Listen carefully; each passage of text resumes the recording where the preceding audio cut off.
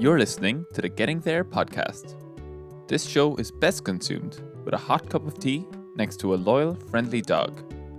If you don't like tea, hot chocolate is a very good substitute. If you don't have a dog, get a dog. Dogs are great.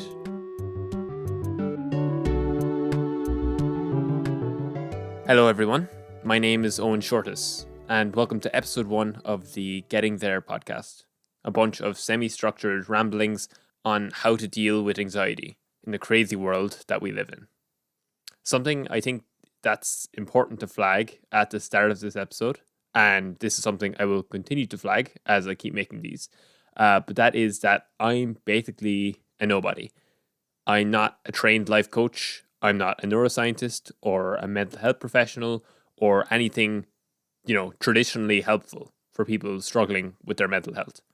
I'm just a 23-year-old kid with a love of philosophy and some experience in dealing with mental illness. I've suffered from generalized anxiety disorder and obsessive compulsive disorder for as long as I can remember, and in that time, I'd like to think I've learned a thing or two about anxiety and how to deal with it.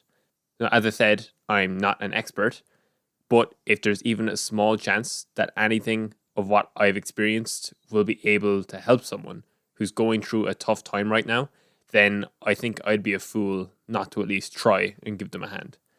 And that's why I'm making this podcast. It's my attempt to help people who are struggling find some form of peace in whatever crazy thing they're going through at the moment.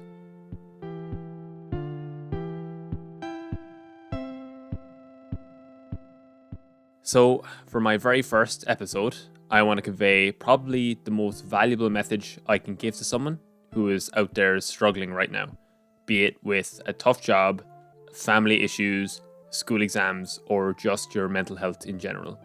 And that message is, you are going to be okay. You are going to get through this.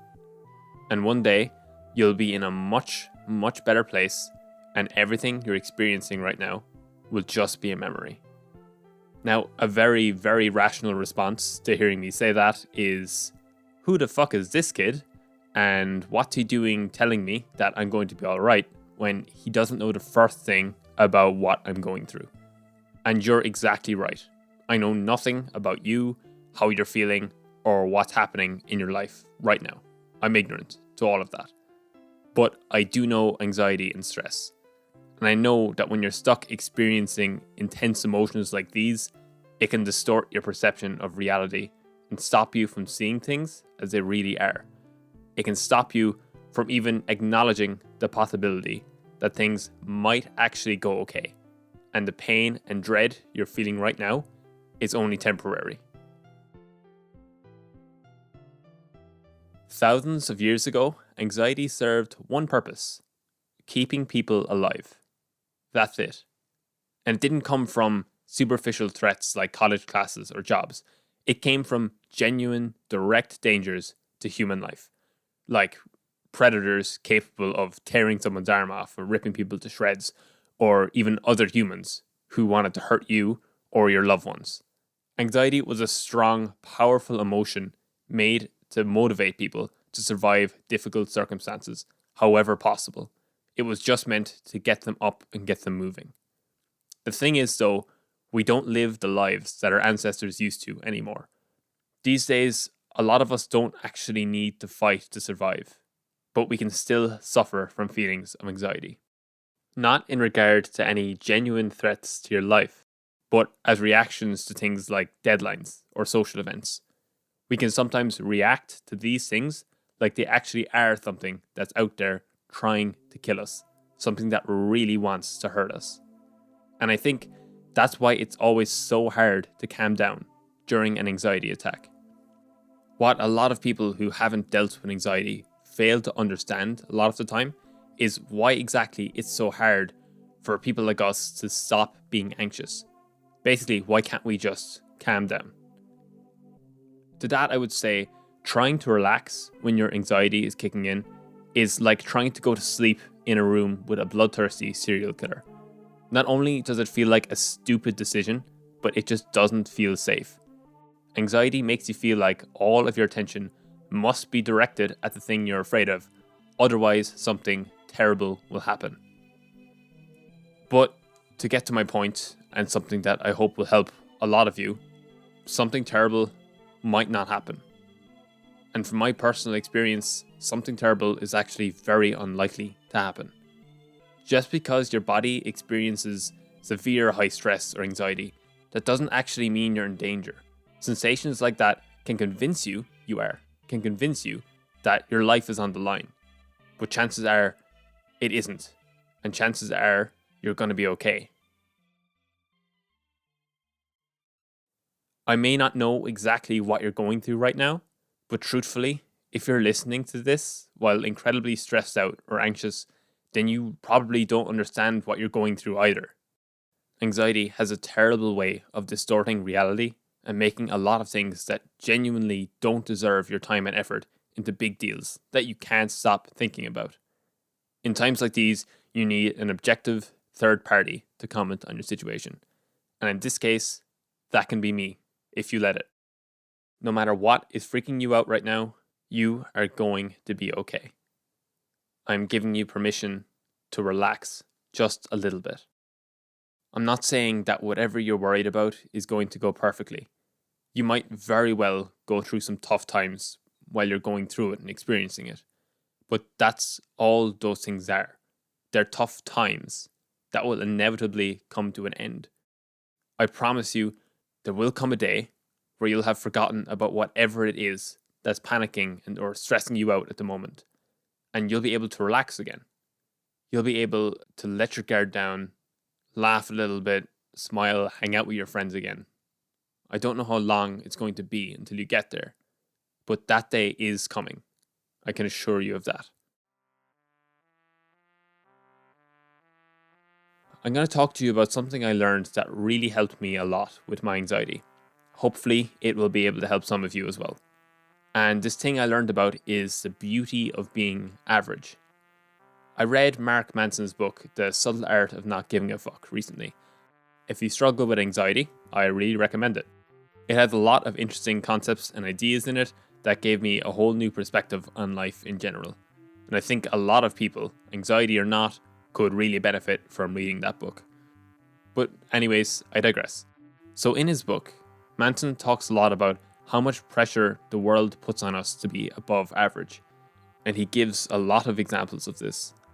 Like in how the media just loves to overexpose us to people's rags to riches success stories or videos of famous influencers or charismatic, attractive actors doing really well for themselves and making a lot of money. Seeing all of this kind of makes us feel like that's what's expected to happen. That's normal and we're expected to achieve it. And things like school and college don't really help with this because it's there that we learn that it's a terrible thing to fail at anything. And it's much better if you succeed at everything you do first try. In response to the universalized acceptance that we are expected to flourish and do well, Manson brings up a really good point, and I want you to take this to heart. Not all of us can be above average. Most of us, not surprisingly, will be average, and that's an unavoidable fact. The idea of being average can be kind of upsetting. I think we're kind of raised to believe that we're going to flourish in life, that we're above average, that we're going to do better than most people. But the idea that everyone has to do better than everyone else just doesn't work. Once you start to acknowledge the fact that you might just be an average person, then I think you can actually start living a much freer and more fulfilling life. Let's say you're super nervous about a test or an exam or something. Just for once, allow yourself the expectations that you would put on an average person. Accept that everything isn't going to go right, and that's okay, because for most people, things don't go right all the time. Your average person isn't going to get 100% on every exam, isn't going to even pass every exam they do. They will fail a lot of them. Why? Because they're the average person. They don't excel at everything. They have their weak points and they have their strengths. Sometimes they get to play to them, sometimes they don't. And that's okay, because that's what being human is. It's just a big compilation of messing up, again and again and again, and trying to improve every single time. Continuously trying to make yourself a better person.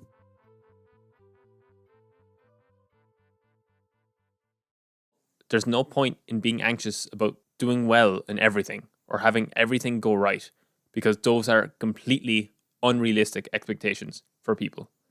We all mess up. We all trip and fall. We all disappoint people and underperform when we really shouldn't. We all make huge mistakes at things that we've been doing for a long time, big mistakes that we shouldn't have made, but we still made them. And why? Because making mistakes and dropping the ball is what humans do.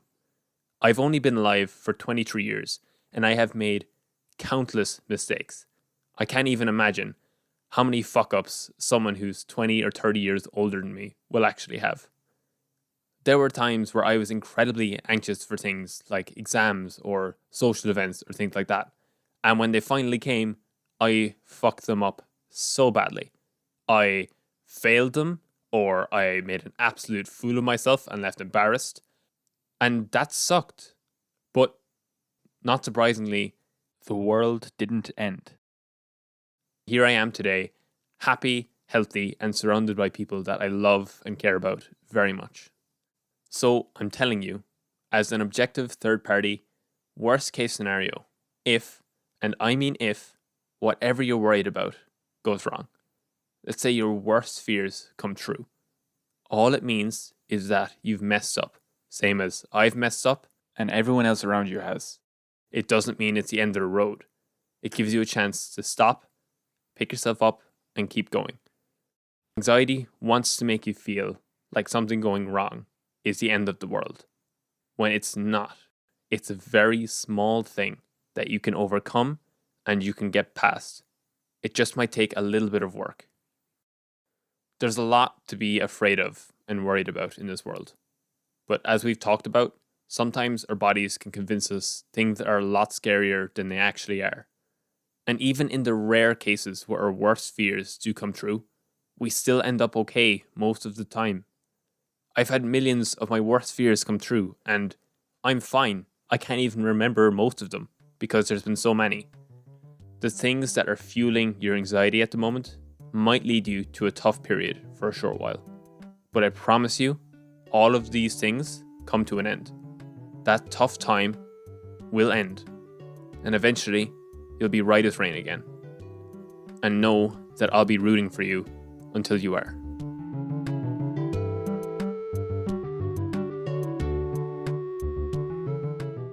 Your mental health may not be where you want it to be right now, but eventually it will be. And until that moment comes, day by day, minute by minute, you're going to be getting there.